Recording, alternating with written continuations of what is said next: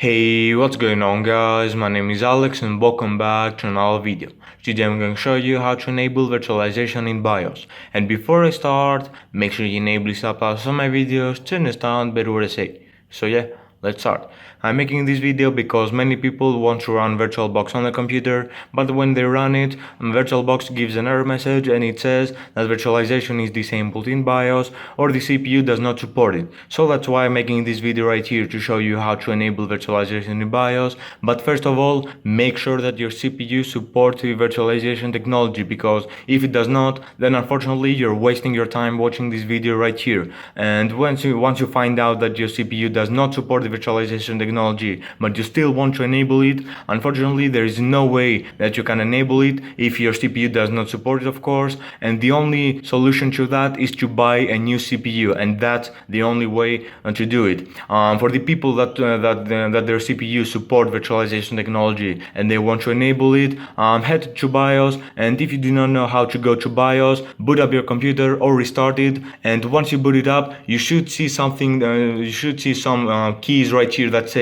for example, F12, delete, escape, or some other keys. And some of them should say, for example, escape to enter BIOS. For me, the key to enter BIOS is delete. If you have the same key as mine, then you're in luck. Once you have found out what's the key to head to BIOS, you will see a totally different interface than mine. You will see a totally different BIOS. You won't see something like this if you have a newer BIOS. But if you have a newer BIOS, you will see more settings, a lot more settings of this. But yeah, if you have the same BIOS as mine, the blue screen right here, and these exact settings, then you're in luck. You won't have trouble finding that setting. And yeah, for the newer BIOSes, unfortunately you have to find that setting yourself. I cannot tell you where the setting is exactly, because I have never had a newer BIOS that I can use the mouse and all of that. And yeah, you have to find that setting yourself. And yeah, for the people that have the BIOS like mine, you need to go to the first option right here where it says MB Intelligent Tweaker or MIT. Press enter to go to there, and go down here where it says miscellaneous settings.